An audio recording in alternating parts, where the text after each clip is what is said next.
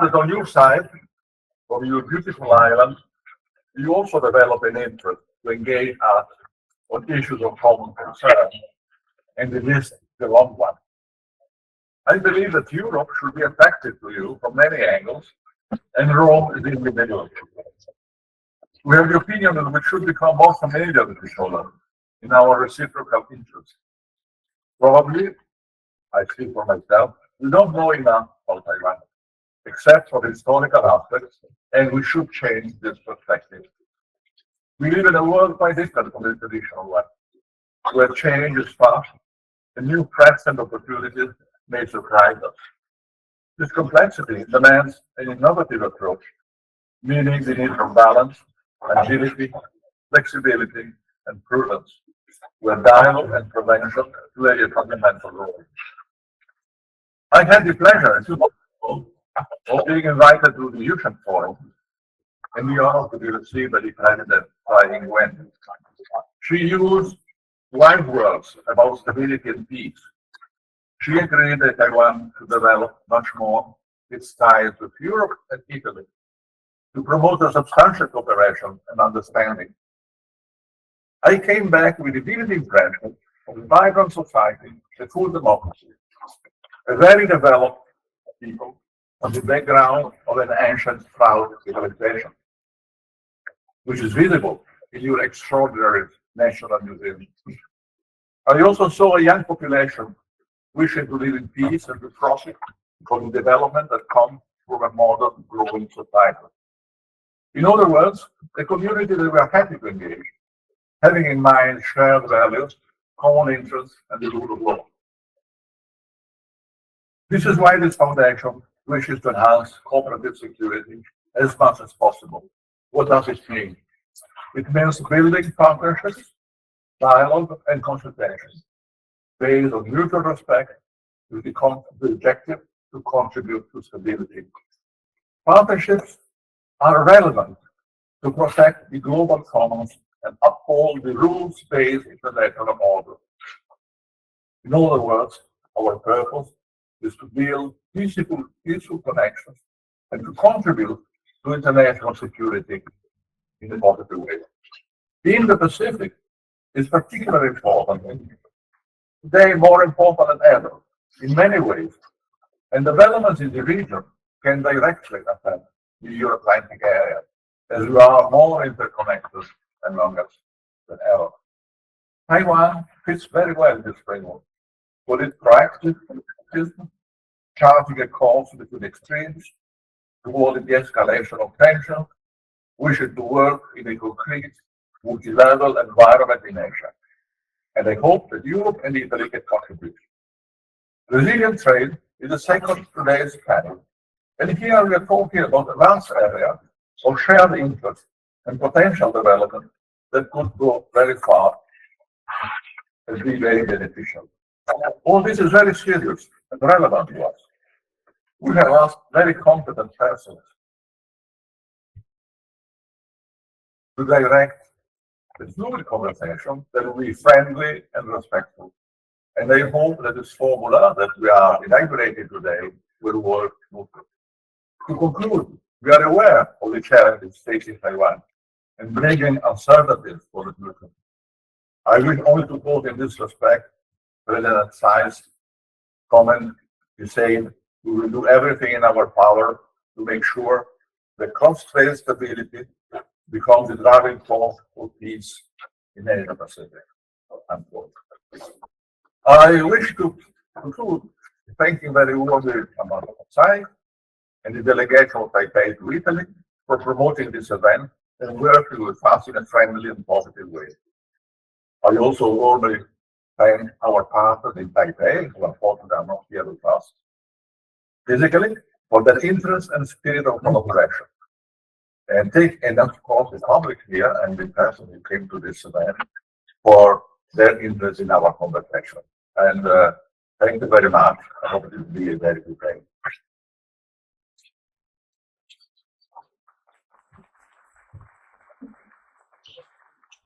Thank you very much, Ambassador. Good morning, distinguished guests. Buongiorno in Rome. and Bonacera in Taipei.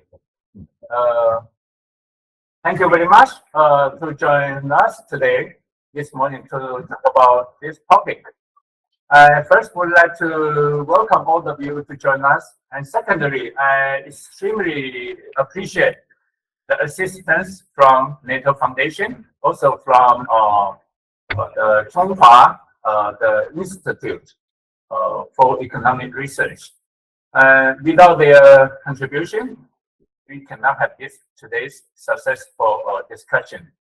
By the way, I also appreciate a lot of speakers. Today we have more than 8 or 9, 10 speakers join us in 2 sessions, including the speakers from Taiwan, including the speakers from Italy, France, of course, my ambassador from the Brussels also joined us today to share his view on this topic.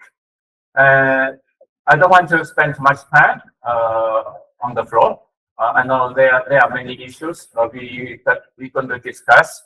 I would like to spend more time for all the speakers to share your views.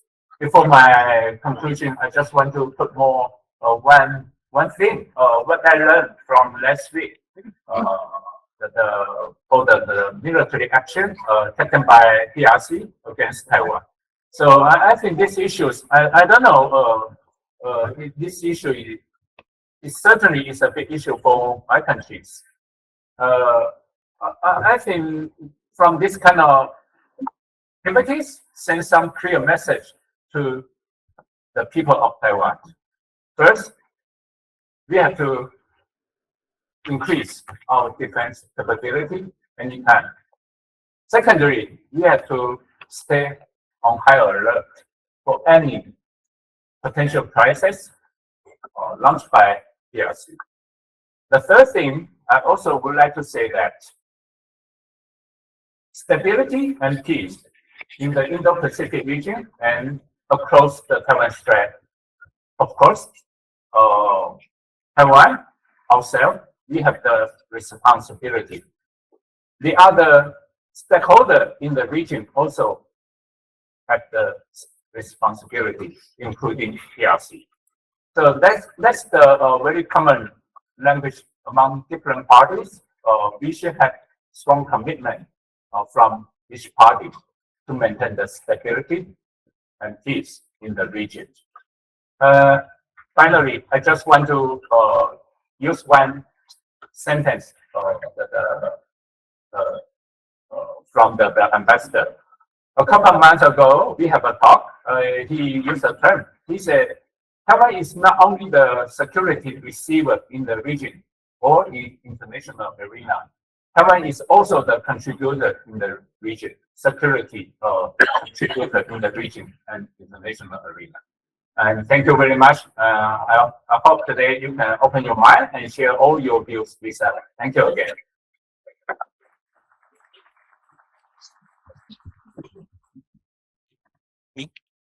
Okay. I'm Shin Hong Chen, a Vice President of CIER.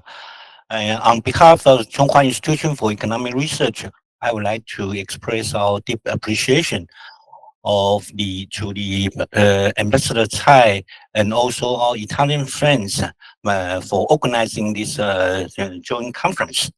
I think this issue is important, right place and right time for Taiwan, even for the Italian side. I think ever since the outbreaks of the U.S.-China trade wars, the economics, geopolitics issue, and resilience, even economic security have been put on high on policy agendas. It affects many countries in the world. It is great that Taiwan and our friends from Europe and Italy can share the same concerns with Taiwan. I hope today's event we can, try to contribute to the further understanding of the issues involved. It seems to me that resilience is hard for one to achieve. Therefore, it is essential for us to address the resilient issue in an international context. Also, geopolitics has a profound effect on globalization and even on trade. So it is important for us to, exchange our view for all the issues involved. Referring to Taiwan, Taiwan actually has benefited a lot from globalization for our economic development. We take active part in the so-called global production network or global value chains, which have much to do with the globalization. On the other hand, right now we are also at the center of the so-called geopolitical impacts. We now facing some growing pressures, not only from China, but also even from our allies in terms of economics, the so-called resilience of the supply chains. So it is, I think that event is the right time and right moment for Taiwan. So I think I would like to thank you for your active discussion during our workshop. Thank you. Good morning. My name is Andrew Spanis. I'm a journalist and political analyst. I'll be moderating the first panel. When we speak of Taiwan, there are obvious security challenges. We see that every day in the news, particularly in the last few days. That was flared up again. But the discussion here is aimed at broadening the question of security regarding Taiwan, and in particular relationships not only with the West, but as Ambassador Mugarizo said, with Europe and with Italy also. So the question is, to manage these tensions, to manage this situation, how can we take a broader view of security? And just in the past few years, obviously, there have been a great number of events which have challenged the stability that we thought existed in the period of globalization. The pandemic is the most obvious one. That we have disruptive technologies, we have a proposed energy transition, financial crises, and imbalances. So, in particular, the last few years have brought to the forefront, in my view, something I follow very closely, the question of, and which has already been mentioned, of economic relations and changes in global supply chains. And what we now see more clearly, and I think people recognize more clearly, and we're here to speak about it, obviously we have experts to do so, is how closely supply chains and economic relations are related to strategic stability. So this will be the beginning of our discussion. I'd ask Alessandro Politi to give the first intervention. We remind everyone to speak loudly because we need to get into these speakers here. And take no more than 9 minutes, because at 10 minutes I will cut you off. Thank you. I'm sorry I went wrong. Take more than 8 minutes. Okay, well, thank you very much, Andrew. It's a great pleasure to start, this conversation. I would start first with, looking at this Indo-Pacific object. People forget sometimes that it is as old as Haushofer, father of geopolitics, in the 20s. He was the first launching this idea. It was, quite brilliantly resurrected by our Japanese friends in 2007, and it has known different evolution. Of course, the traditional view of this region is one descending from the naval military tradition of Mahan, still the beginning of the last century, which is eminently military and confrontational.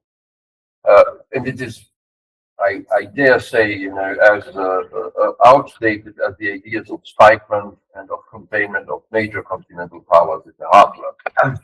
Why I say so, not because the world has suddenly transformed into a paradise, but because there are different methods to solve very old problems. Today, in fact, I would like to introduce you a different view of the region. As you know, it is composed by two oceans. Oceans are vital for trade, for exchange, for connection. Most of our goods travel by sea, as you know.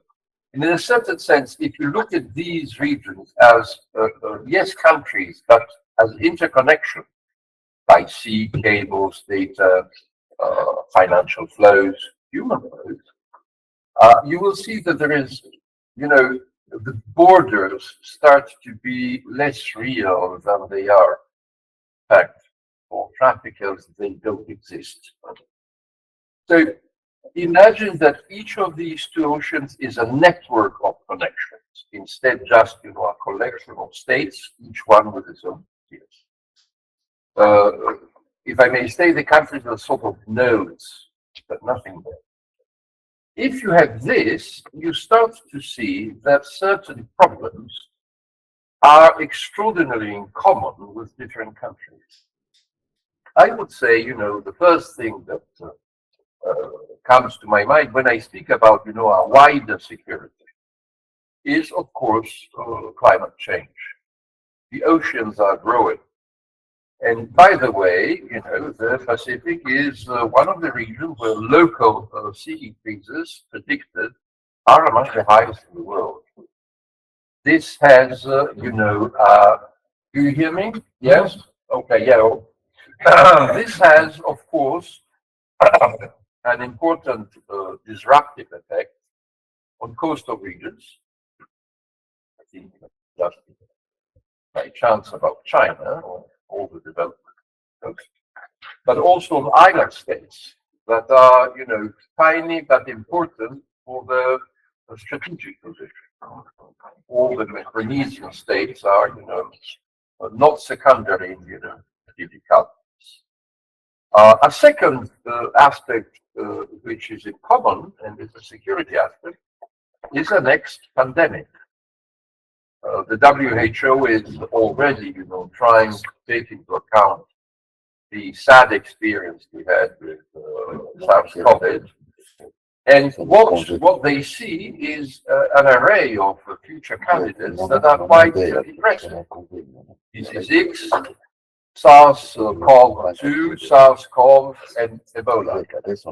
So you see that when we talk about borders, they are there, but pandemics don't care very much about this sort of things, despite what we have done and tried with some success in some countries and with less success in others.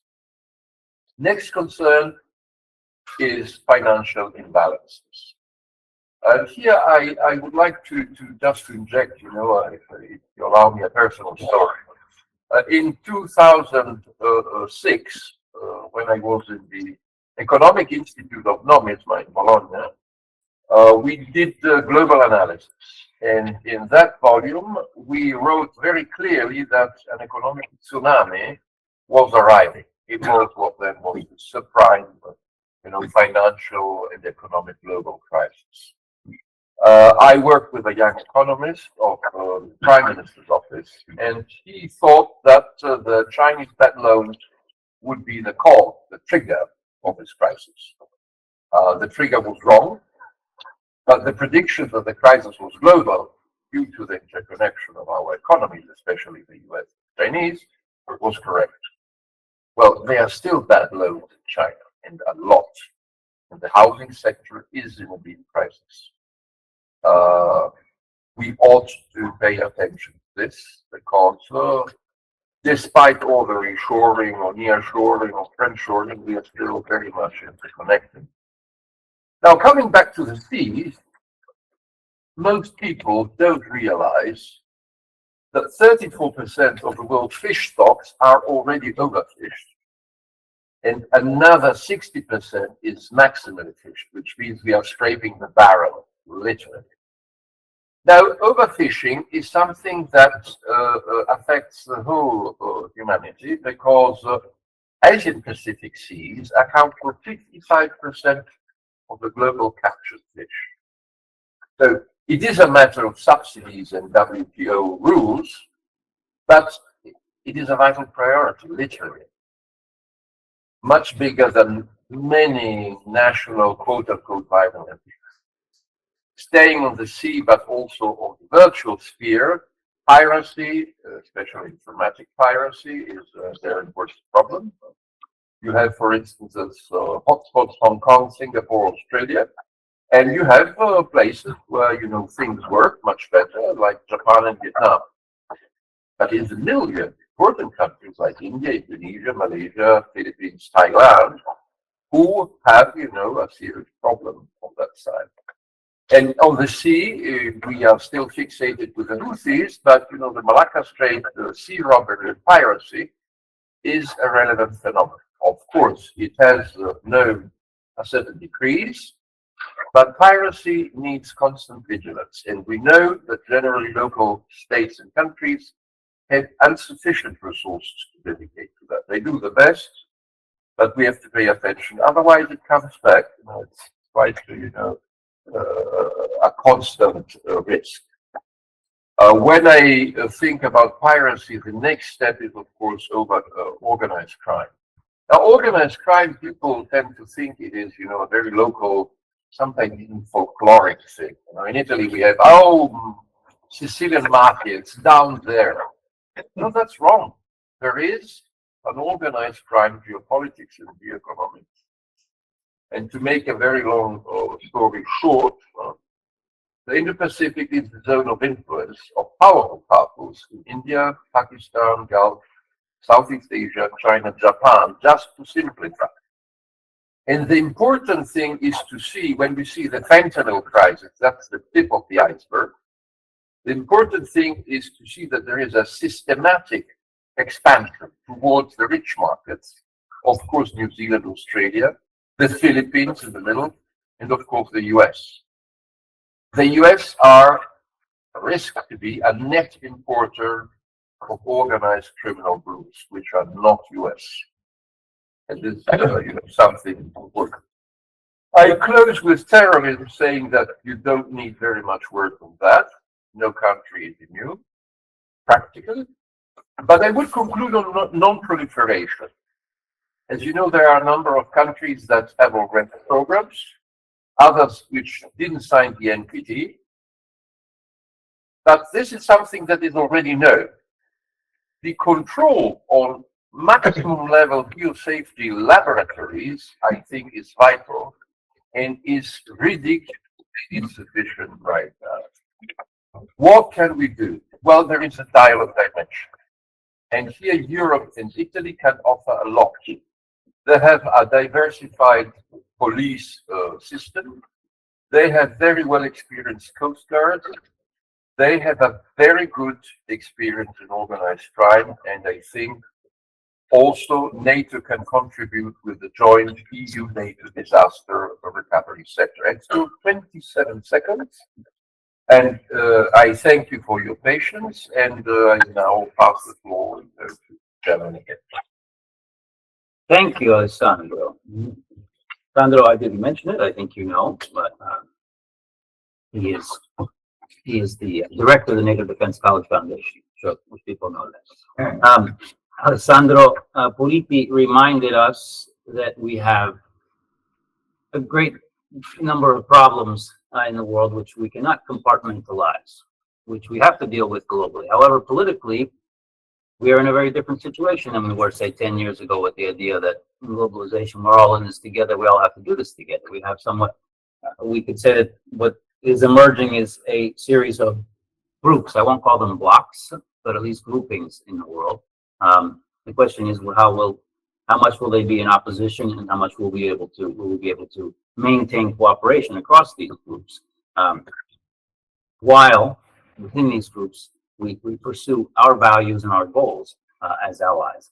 I think it's a very difficult question we have to deal with continuously, and in particular with regard to the People's Republic of China. How much will we work together? Because we cannot decouple from China. The United States has realized that that's very difficult to do, and obviously in the Asian region also.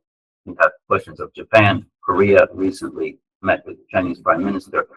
How to maintain relations there, but not compromise the type of structures we seek to create. So on this note, I would pass the floor to Eva Peshova the Japan chair of the Center for Security, Diplomacy, and Strategy at the Brussels School of Governance in Brussels, to talk to us about the situation in Asia and Taiwan. And with a particular focus, I would ask you on this question of multilateral organizations, regional cooperation, and how this affects the security environment. Yeah, thank you. Thank you very much for the invitation. It's a great pleasure to be in Rome again. I must say that when I saw the NATO Defense College and our Taiwanese friends in the letterhead of the invitation, I thought that the topic of succession is pretty much given, especially with the incredible show of force that we have seen in the Taiwan Straits just last week. But then when opening the program, I saw the references to Global South and soft security issues, which kind of got me puzzled. So I rang Alessandro, who told me, listen, we need to move beyond these counting ships in the Strait. We do that every day. Let's try to be a little bit more constructive. So I'll try to do just that. And so bear with me as I zoom out a little bit on some of those broad issues and probably, make the situation sound a little even worse than it is. Sorry for that.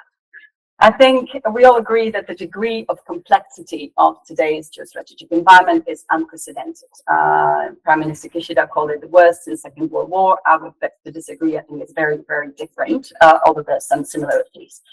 We're dealing with the immediate fires in our neighborhood, Ukraine, Middle East, Taiwan Straits to a certain extent, together with the big systemic megatrends that are here to stay.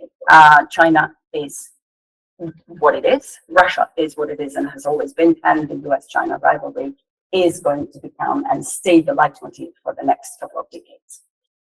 All that you combine with a number of non-traditional threats and this kind of unbelievable interconnectedness and blurred lines between the traditional and the non-traditional, which is going to get much worse with the new technological developments, with the use of hybrid tactics, political interference, etc., you name it. Now, there are some good news, and this is coming to cooperation, is that we're becoming much more aware of it. In Europe, there has never been a greater awareness of China representing a threat. There has never been a greater consensus on China being a threat. There is much less consensus on how to deal with it. It has led, partly thanks to Ukraine, to this emergence of new cooperative structures. I'm sure that this is not a setting I need to repeat it. The NATO's outreach to the Indo-Pacific, Europe outreach to the Indo-Pacific, this kind of new lattice type of security architecture that's emerging between Japan, US, Korea, Philippines, etc., etc., kind of partially overshadowing the sort of old security architecture that we've been used to with ASEAN at the center. But there are actually bad news as well. I mean, all these are focusing exclusively, almost exclusively on security defense cooperation. So the good news is that ultimately they would at some point serve as a deterrent or increase our respective defense capacities in the region in the longer run. Now that the bad news, just adding to the list of bad news that I see is that we are entering a new cycle. 2024 is a year of what we call these electoral super cycles. Half of the world population is getting to poll, 64 countries. That's unprecedented, including the most important ones, sorry to say, including Europe, including the United States, but also India, Brazil, Russia, and of course Taiwan started the cycle this year. And unfortunately, we are likely, in a lot of democratic countries, likely to see the victories of many right-wing populist parties, meaning more bilateralism, meaning more fragmentation, meaning more self-centered foreign policies, more economic protectionism. And of course, this all plays in favor of our adversaries. So what can we do about it? I think it all points out a very important fact, and it's a kind of a dissatisfaction globally and within our societies with the current state of affairs and international order, that we seem to be underestimating or you're simply kind of pushing aside, and we just simply don't listen to our populations enough, and we will pay a very hard price for that. So my 3 points, because it needs to be 3 points. Systemic megatrends are here to stay, and we need to be more resilient towards that. And there is a shared responsibility of small and middle powers, including Europeans and Taiwan, to deliver public good and to win hearts and minds of the global players. And this is a very, apologize before, very broad, of course, to win back the hearts and minds of our population and of those that are all suffering with these megatrends. Taiwan, and this has already been alluded to, I think we need to start stop treating Taiwan as a problem, only as a problem, or only as a front line of the US-China competition, or only as a semiconductor powerhouse. And I think it's really time to take it as a part of a solution. Everyone who's been to Taiwan saw the incredible model of not just democracy, but human rights and rule of law. And it is an actor of the international community and an extremely responsible one. As a student, as a PhD student of maritime security, I've been looking at the East Asia East China Sea Peace Initiative in 2013. And I think it's a formidable, and the Taiwan-Japanese fisheries agreement is a formidable example of what Taiwan has to offer. Back in the days, we looked at how to implement it in the South China Sea. There's very little connection still between Taiwan and Southeast Asia, and I think that there's a great potential because Taiwan is part of Southeast Asia and has a lot to offer. But we can do it at the below of the governmental level. There are studies of showing how could Taiwan engage through its private sector, through SODA, through the people-to-people connections. And I come from a small country that happens to be one of the new best friends of Taiwan, the Czech Republic, that is actually a good example of how this can be done in practice. And of course, we can debate afterwards that our ties with China are very limited, but it is a very good practical example. And my final point, and again, it's a bit frustrating in the Brussels or US bubble, is really that we need to take the engagement with the so-called global south, for the lack of a better word, much, much more seriously. And this is not just a nice sentence. It often gets dismissed in our global north bubble because it's not strategic enough. And the only strategic point that we see in engaging in this country is make sure that the adversaries don't get there, but it's too late, they're already there. The Chinese initiatives for, I know, in as much as we tend to just simply disregard this whole global security initiative, global development initiatives, have an audience and have a rather important audience. 100 countries have gotten on board of the global security initiative. China provides trainings. China provides, very generous opportunities for engaging. This is all something that we do not do. And this is not just about losing the battle of narratives, but really losing a very important part of the world because we over-focus on this. It will be a future source of instability. We have 14 coups d'etat in Africa over the past 3 years that we just never hear about. It is also important because numbers matter. Numbers matter in the UN system, especially when it comes to the norm-setting activities, to the governance of new frontiers. So we've seen concrete examples in the new norms proposed for cybersecurity, for information space, but it can be also other sectors. And it's also important because it's a very interesting ground for cooperation with our partners. I mean, of course, I'm working with the Japanese, trying to say, let's do something together in Africa. I really want to. Let's try to, kind of move beyond the paradigm. But it is definitely something that we need to take much, much more seriously. And to conclude, I think one of the risks, if we do not do that, in all these discussions about the rules-based international order, we're losing the sight of the fact that China is not trying to propose an alternative order. What we're seeing is the formation of a parallel world order, where rules are taken a la carte, and therefore all the debate about the rules-based order is starting to slowly lose its point. And now I'm. Okay, thank you. Thank you very much. Thank you. I think this point of the global south is one we really need to think about as a challenge to the West.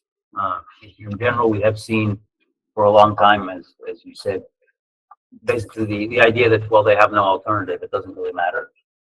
And we've seen what happened. Adversaries have gone there, and that forces us to make a change. a change which I think is much slower so far, very little, as you said, compared to the change internally we see, mostly in the United States, somewhat in Europe. And I would add on to the question a slightly different view of the of protectionism, industrial policy, which have grown up in part because of political populism and the pandemic, but also play into the new strategic view. That is, we're competing with China also thanks to protectionism, true protectionism, and industrial policy. So in a way that this reaction actually in the change in economic policy plays into this, and dovetails in a certain sense with this strategic change. Some economists may not be too happy with that, but the political considerations now are have become paramount. Now, to get the real optimism at this point, we will go to Taiwan. And so the next intervention will be from Hung Jen Wang, Professor of Department of Political Science at the National Cheng Kung University. We would ask you to give us your view of the current and future developments in this political environment. Thank you very much. This is Hong Wang. It's my honor to be here to join this conference. Actually, I only prepare 4 slides. I will keep the time limits as strict rules. Excellent job. Yeah, because actually the organizers have already prepared 4 questions in advance. So in my following response, I just have some upcoming remarks on those 4 topics and provide preliminary responses and share my views and observations on those security cooperation issues. So with regard the first question about these wider security challenges, I think that those security issues listed in the first questions, such as the pandemic, climate changes, also our Director Polity mentioned 10 minutes ago, they are mostly categorized as non-traditional security issues in the academic field. I personally believe some of these security threats indeed started at least around 2020 and have affected both the Indo-Pacific region and Europe, such as the pandemic. However, some security threats have always existed, such as climate change, illegal trafficking, and terrorism or piracies.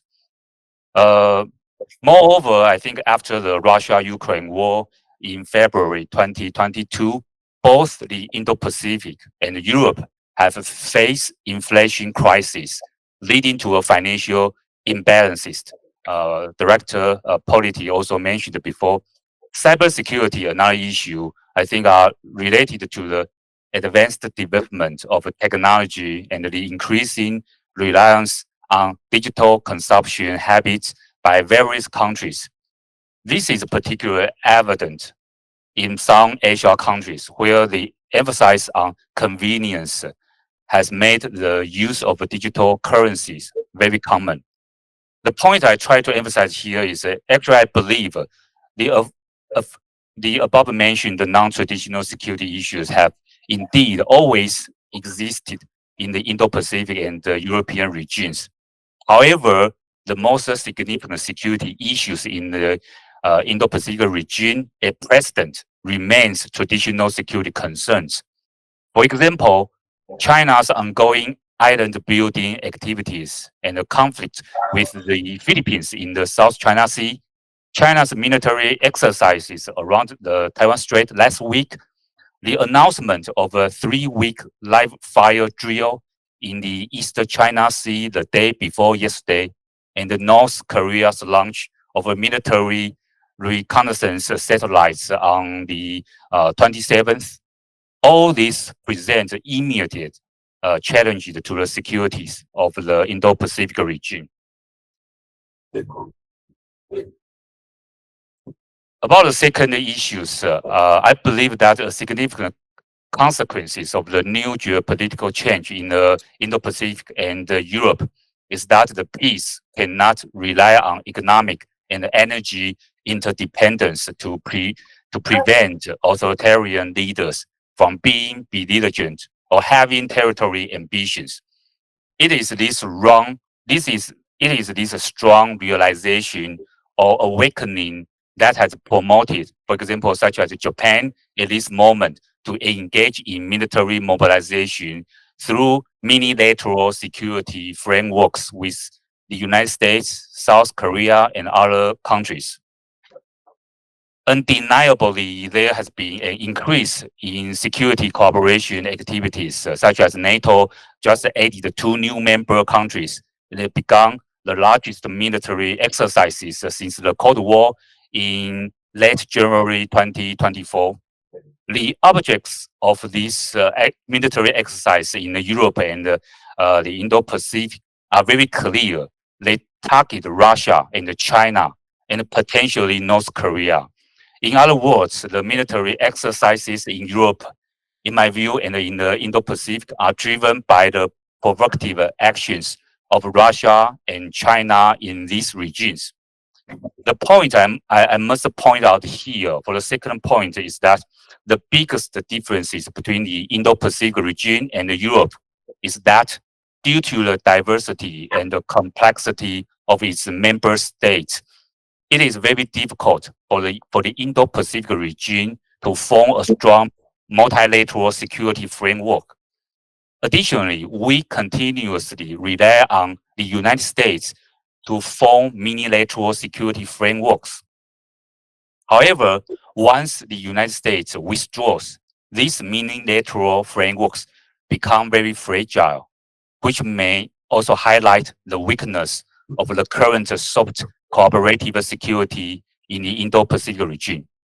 Finally, I would like to say a serious issue is that despite Taiwan's strategically important geographic location, we are consistently excluded from any potential cooperative frameworks, which significantly diminishes the effectiveness of any security cooperation in the Indo-Pacific region.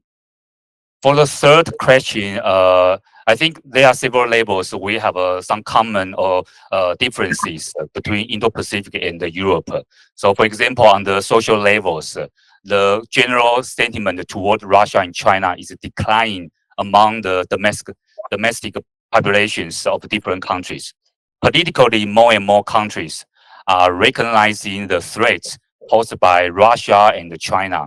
This realization makes it difficult for small and medium-sized countries to adopt hedging policies or to please both sides, forcing national leaders to have to make clear policies. Economically, I think it is well understood that there has been an over-reliance on Russia energy and excessive economic and trade dependence on China. Therefore, there is now a greater desire to try to reduce these risks and dependency on Russia and China, particularly regarding China's domestic market. Many have realized the presence of unreasonable market mechanisms manipulated by the Chinese government. For the last issues about the narrative warfare, I think in response to the final questions, let me illustrate with an example. After Russia President Putin visited China in mid-May, the two countries issued a joint statement criticizing the US and the NATO countries for creating so-called rules that they believe do not exist. The statement also accused the US and NATO of being the true disruptors of world peace and violators of the spirit of the UN Charter. I think this is an example of narrative warfare because they aim to present an alternative viewpoint to countries in global south, persuading them to join Russia and China in opposing the US and the Western world. To the conclusions, I think therefore, the collective diplomatic cooperations and the united narrative are quite crucial. However, we all know that in the process of collective action, any collective action has some problem. The main problem is it is difficult to prevent Russia and China from using divisive tactics, such as influencing domestic public opinion to weaken the collective force. This is something that is challenging to guard against. Like everyone else. I believe that there is no one-size-fits-all solution to the problem of multilateral organizations acting together. However, at least in the area of cognitive warfare and setting the record straight, we can prevent confrontations and conflicts caused by misinformation. So these are some of my humble opinions. I hope they can serve some kind of a starting point to the upcoming open discussion. Thank you. Thank you, Professor Wang. My comment would be that I thank you very much for the raising this, raising the issue of keeping a clear idea of what the difference is between the broader economic framework and the security interests. My takeaway is that we cannot forget the importance of security cooperation. I understand the message to the United States, and we'll see what Europe's response is also on that. While as we work on reorganizing economic and trade issues, energy, for example, which you mentioned, these other factors, we have at the same time keep a very clear idea of security, because there is, as you said, there are different views of rules. What the People's Republic of China considers rules is not what the Western world considers a rules-based system. We have different cultural views of that, different political views, so we need to maintain, in that sense, two tracks of the security aspect, and then working on how to come to some sort of working relationship on the question of rules internationally, which again is not the same from both sides. At this point, we will go to Ambassador Roy Chun Lee, from Taipei Representative Office in the European Union and Belgium. Well, thank you very much for giving the floor. And I'm saying hello from Brussels. I saw that our good friend Eva, the Japan chair, is in Rome. I should make my plan to join you in Rome. But unfortunately, I'm still here saying hello and join you, participating from our office in Brussels. I'm actually joining today's event with two hats. I'm currently serving as Taiwanese ambassador to the EU in Belgium. But before February last year, I spent 16 years as one of the members of the CIER research team. So regarding that, I will consider myself participating in today's event more as a CIER research fellow rather than the Taiwanese representative to EU and Belgium. But that said, my experience working with the foreign ministry in Taiwan allows me to have a better understanding about the geopolitical situation as we face here in Taiwan, also in EU, Europe. But also, I take this opportunity really to reflect on some of the challenges, especially in terms of the EU's understanding about situation in the Taiwan Strait as a way to develop into a more strategic thinking here in Europe. So let me start by, also because of the time constraint, I'll follow in a very stringent way, try to offer my thinking and reflections on the four questions that has been provided beforehand. First off, let me start by, and also thank you for giving me the privilege to speak as the last person. So I offer a kind of recap on all these speakers. I'll borrow all the knowledges and thoughts that's been shared already in the last 20 minutes. Let me offer a kind of, again, summary or recap on, I would say, the 5 major security challenges with game-changing effect and also with global effect. The first challenge since 2020, to my view, is the strategic recognition that China is not only a partner, but also a competitor and a rival. I'm borrowing the concept from the EU's Commission's strategic outlook on China. And I think this strategic rethinking of partner, competitor, and rival applies equally to the US-China strategic competition. The second challenge, as I said, is of course the COVID-19 pandemic. The third one is certainly Russia's invasion into Ukraine and the growing partnership between authoritarian regimes with big arsenals. The fourth one is, of course, the Taiwan Strait tension, and the last one is the climate change. I think all the three panelists before me has addressed some of these issues together or separately. I'm not going into details of these three challenges. Rather, I would like to kind of summarize the key implications of these five game changer factors that affecting global and regional security situation. Let me start by sharing with you some of the key elements, or rather the keywords to describe the consequences, especially on policy mindsets and policy priorities that countries have already started to undertake to alleviate the five challenges. The first keyword is, of course, resilience.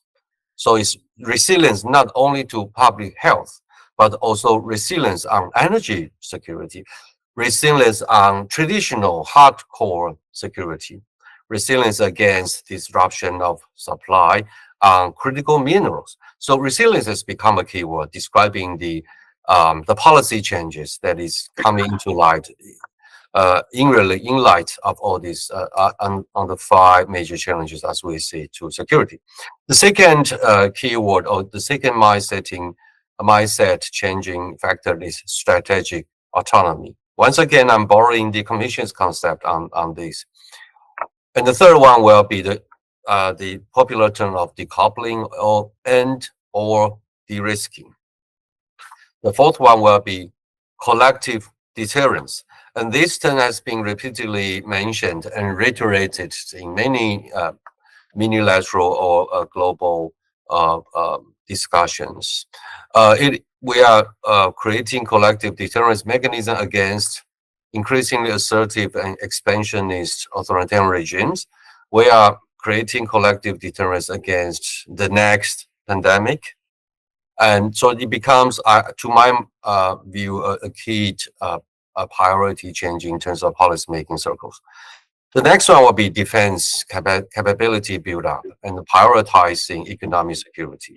Economic security has here in Europe become one of the key areas that, especially in light of the upcoming European election, and it has been at the center of many of the debates and discussions, and it has been prioritized by actually President von der Leyen as the priority for the next mandate into the new European Parliament and the new Commission in later part of this year. The last one is, of course, green transition. As I'm based here in Brussels, I am borrowing many of the concepts from the Commission and also at the EU level, but I think all these concepts and keywords apply equally to many other parts of the world, including Taiwan. Now, the common implications of these new mindsets or new policy priorities include, first of all these mindsets and new priorities put pressure to move away from the traditional security equilibrium created after the Second World War. And therefore, they create security uncertainties. Secondly, they all put pressure to reconfigure the global economic order and rule-based order. And therefore, they put pressure on the restructuring of the global supply network, including the defense industry. So we're looking at increasingly a global supply network in a distributed architecture. So we are moving away from the previously globalized, interconnected global supply chain with very concentrated production in one part of the world and with demands from other parts of the world. But we are moving away from that architecture and into a more distributed architecture. That includes increasingly the defense industry. And also where the next implication will be the alliance of like-minded and trusted countries based on political systems, based on values, based on security interdependency relationship, but also based on economic interdependency relationship. And lastly, all these factors or new challenges put pressure on the global cooperation on technology, on social cooperation, and on people-to-people exchanges. Let me just give you a number. I was reading this document last week. You know, the number of US students now studying China has dropped from 14,000 back in 2018 to just 700. We're talking about, I don't know what is the percentage. And the visitors from the US to China also dropped from 2.8 million to just about a couple of maybe 20 or 25,000 people, right? So this decoupling process is not only reflected in security and technology area, it is also affecting the people-to-people interaction. So the consequences, I'll wrap up by offer my view on at least four consequences of all these new policy directions and their implications. The first one is the world is less interconnected. Regrouping of countries guided by security, strategic autonomy factors. And the secondly is the world is no longer flat. The US has often openly argued that, especially for the high-tech sector, we're looking at a world that is with small yards and high fences. And we are seeing investment incentives with a view of creating a distributed network, not only on high-tech pharmaceutical, but also on defense supply. Inflation is here to stay, I have to say, from an economic perspective. Green transaction is expensive. Defense industry is expensive. High fences, small yards are expensive. So I think inflation will be here to stay. And we are entering a long period of volatility until we find the next equilibrium in terms of security, economic architecture. So, you know, as part of the question, they asked us to what will be the implication on this conceptual framework of global South and North, or the three level of world. But so let me quickly offer you some of the initial thoughts on this. In terms of the strategic recognition of China as a competitor and rival, I think the world is really divided on this. You know, we have the first world that is a mostly democratic country that have come to this realization that China is more than just a partner. There's a growing awareness of China's role as a competitor and rival systems. But still, even in this world of recognition, we have divisions. Look at Xi Jinping's visit to Serbia and Hungary, and we are seeing this even among European countries. And the world is also divided on this, especially for ASEAN and other Middle East and African countries. So let me quickly jump to my conclusion. So I think they are. Please conclude quickly. Thank you. Yes. Okay. 1 minute.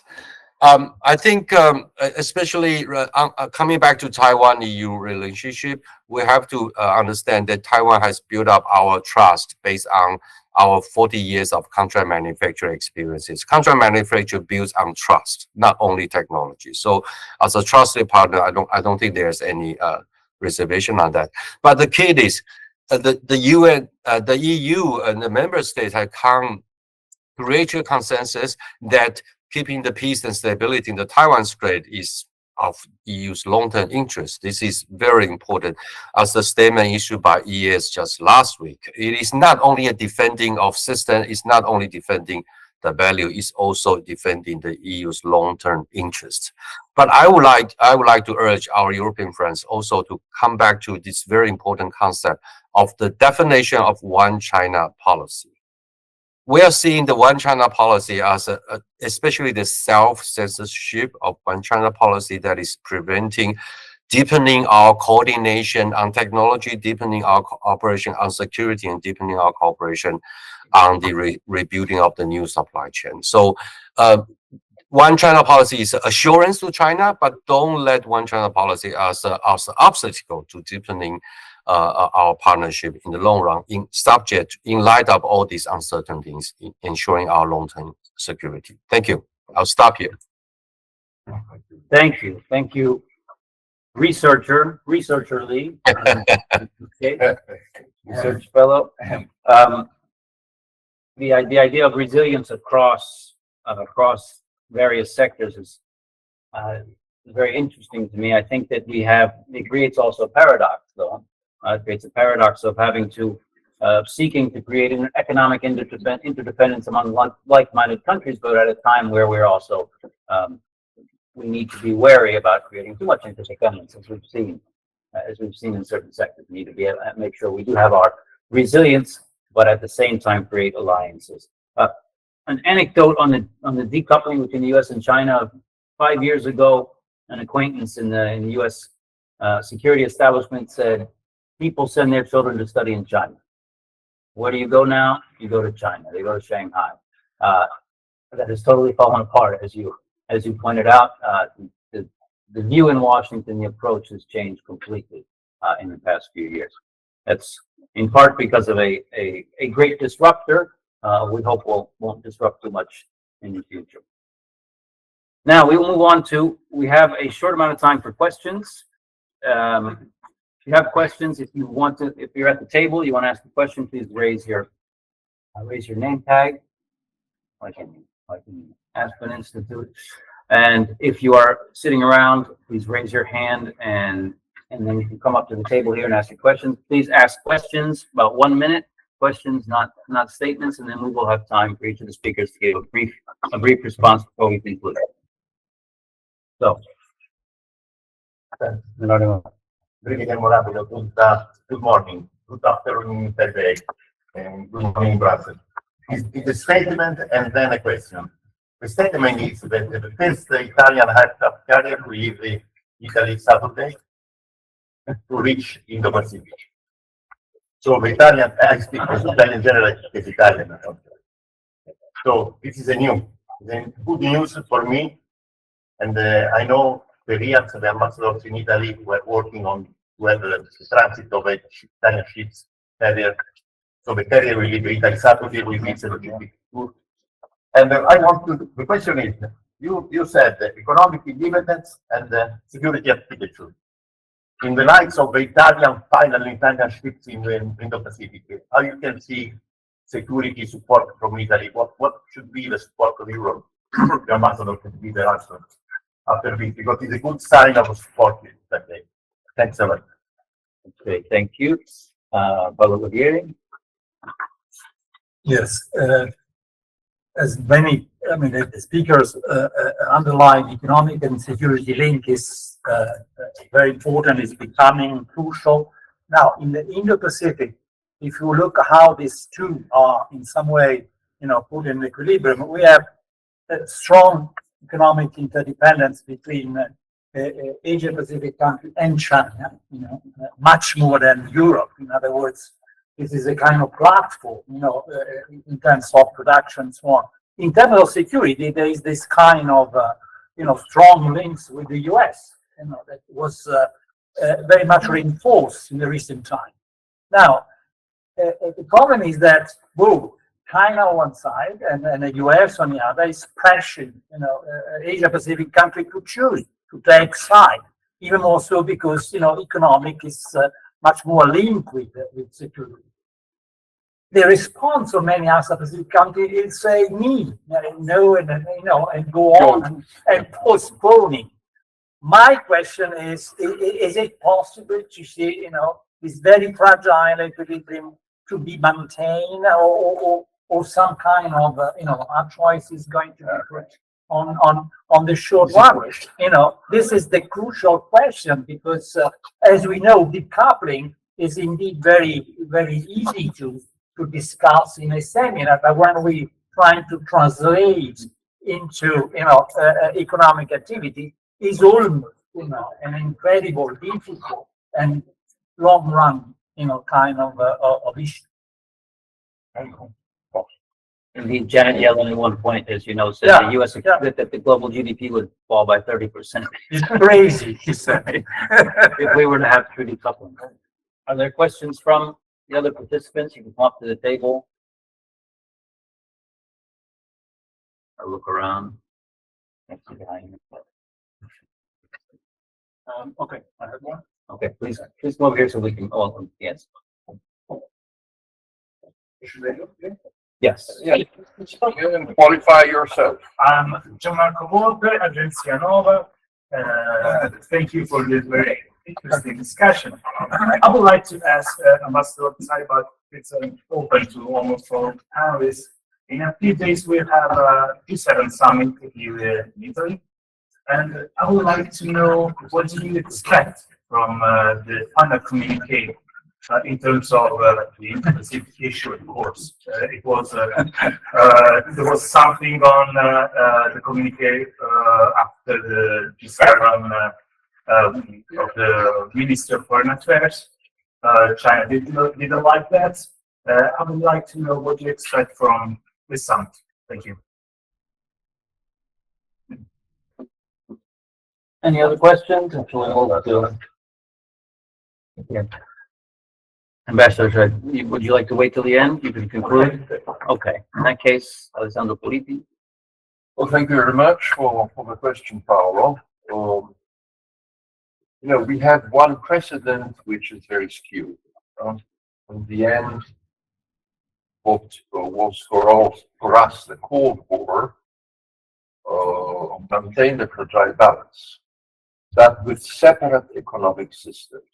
This is the interesting difference.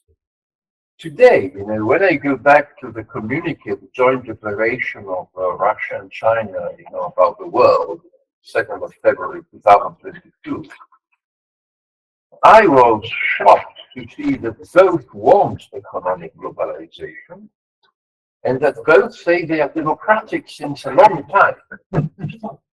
Now, of course, we can, understand what are, the limits of this declaration. But ideologically, the West has won. Before, they were saying that their system was much better than ours. And they didn't want very much to have, that sort of economic connections. So there is a strong basis of common interest. And this common interest can be traced also directly to the two contenders, let's call them, so USA and China. And this shows, the difficulties, in cutting what Trump wanted to do. If there is this common interest, and if, this is a big if, political angst doesn't catch up with this, then there are good chances that Thucydides' trap can be avoided. But when you talk about this trap, people tend to forget that it was nice Pericles and Athens to start the war, and not ugly Sparta. So it's really a difficult exercise, but yes, it is possible. And I think that also the negotiations between President Biden and Xi Jinping are a very difficult egg dance, but they are not doomed to fail per se. Thank you. Yeah, I'm happy to take the question on the Italian naval deployment, because I've done some research on how these European naval deployments are perceived in the region. And I think it's a very interesting and useful exercise for various levels. It is well, obviously it's a case of naval diplomacy and signaling. I mean, it has relatively little operational value on the ground, but it's absolutely important to internationalize a lot of the existing regional disputes, be it in the South China Sea or in the East China Sea, etc. So we've seen, a lot of the French, the Dutch, the Germans deploying there regularly, very much as a case of naval diplomacy in the first place.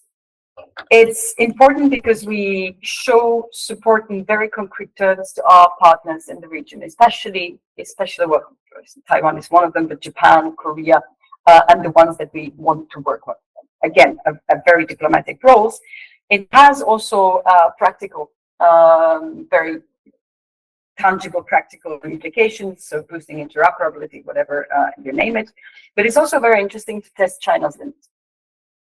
Up until the Europeans got to the regional seas, there was mostly just the Americans doing the FONOPs the way the Americans have been doing it. And it's very interesting to actually see how China reacts to the way French get there, where they fly, what sort of modus operandi they obey, who they train with, etc. So overall, I think this is one line of engagement, but it cannot be the only one, of course. This is a show. It's an important show, but it's a show.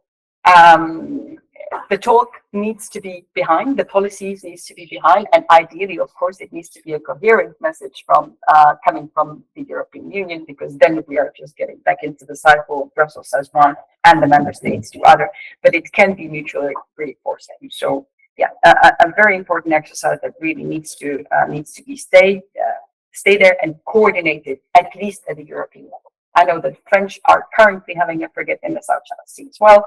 The Germans have gone the other way through America first, but they're going to get them in the Pacific. It's crucial that we at least exercise together and coordinate our messages to make it sound better. On the choosing side, very quickly, I think it really depends on which sector. Because when it comes to, let's say, infrastructure needs and all these discussions about connectivity, there's a lot of space for both. The needs in Southeast Asia, in South Asia, or other developing parts of the world are such that there's space for all actors, and the competition is healthy in that case. But when it comes to manufacturing of certain goods, I mean, if you look at, I don't know if anyone's been to Xinjiang, the sheer scale of production that we see there is irreproducible at the current point of time. And of course, if you talk to the German automotive industry, they would probably think that it's important. So, I mean, it really needs to be differentiated. There are places, almost strategic sectors, where we can choose. So people do choose intuitively based on their values, but there are some that we don't have to. So I think the important part is to draw the line on what really is strategic.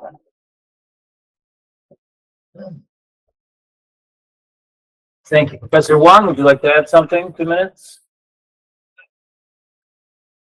Yes, I would like to respond to this. I think it's a gentleman talking about this issue between those Asia countries kind of have this kind of a dilemma between choosing China and the United States. I think that's the old story. That's the old story that I just mentioned about this hedging policy.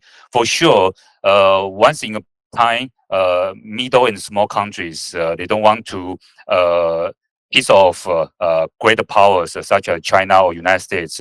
But if we look at just the trilateral summit between China, Japan, and South Korea, even during this time, some observers will be surprised that Japan and South Korea in the past 2 years, they work so close militarily with the United States. How come these two countries are willing to work with China to have this leaders summit? But when we look at in details, actually the two leaders, they mention about the peace and stabilities in the Taiwan Strait. But that's the turn Chinese government, they don't want to mention. Even the public media, so they won't mention in the Chinese media.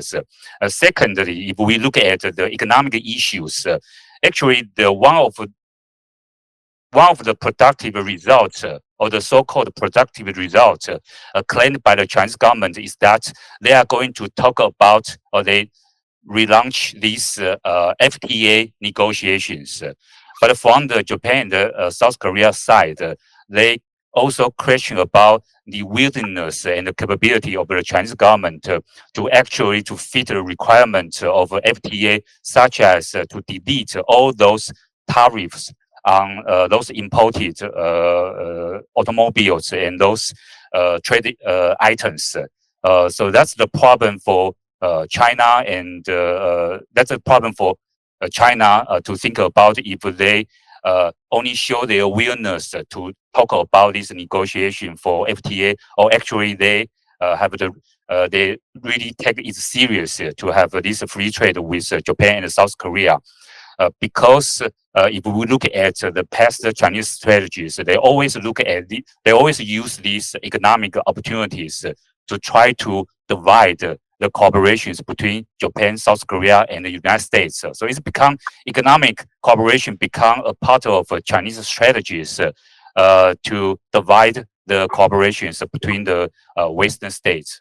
So I think right now the choice is not between China and the United States, but the choice is how Japan and South Korea's their response to China's growing threat and economic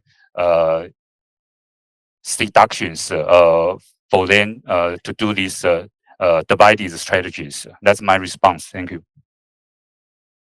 Thank you. And finally, Ambassador Lee, would you like to give us Yes. a response?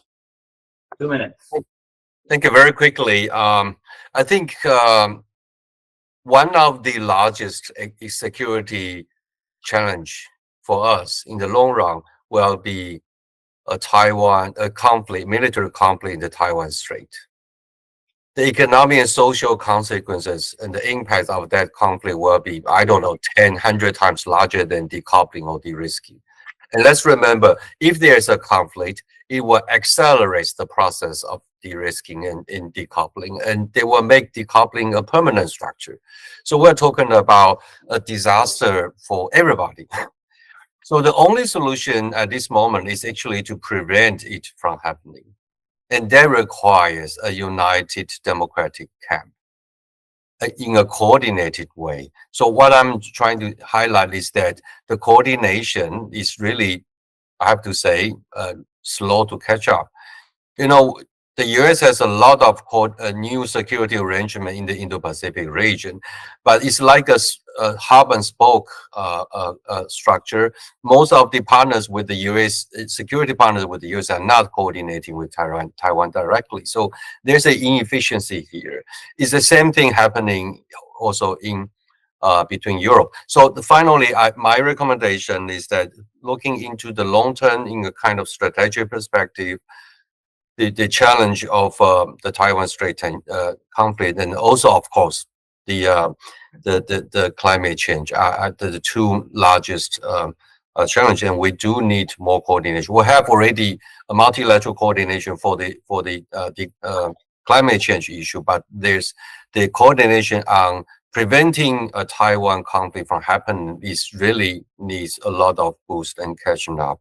And that is the reason I'm referring to this one China policy, because we should coordinate with Taiwan for the long-term strategic and security interest.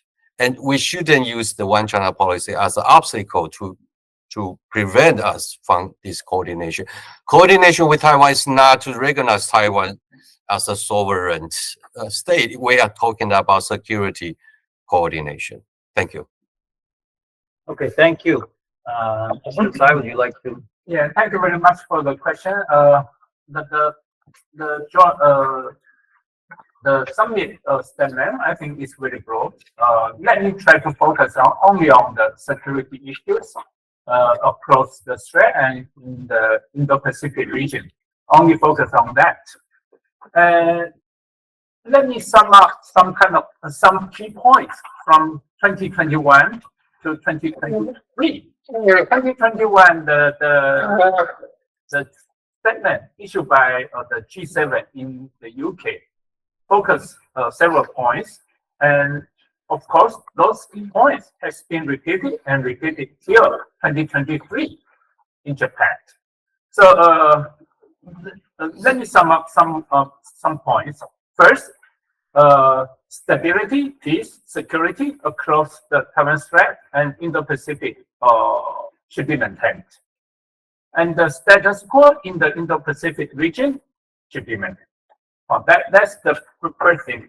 Secondly, G7 countries also show support for Taiwan's participation in international communities. That's the second point. The third one, any economic coercion or intimidation against the other third party should not be reasonable. Should be against it. And so that's the general points mentioned over the past several years. This years, we thank you very much for the foreign minister joint statement issued by Italy and the other G7 countries. They show very strong support for Taiwan's participation in international community, meaningful participation in international organizations. We thank you very much for that kind of statement.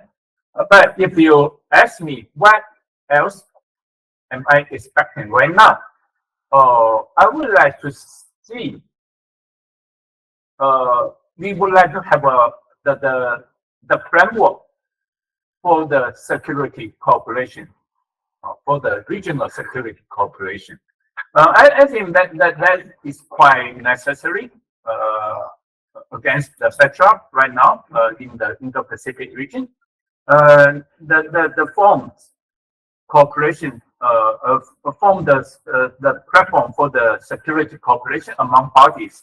That would be most effective way to maintain the peace in the region. Secondary, of course, we would like to see some statement reflect the recent military provocation in the region, especially from the provocation from one party against another party in the region. We would like to see some kind of a reflection in the statement.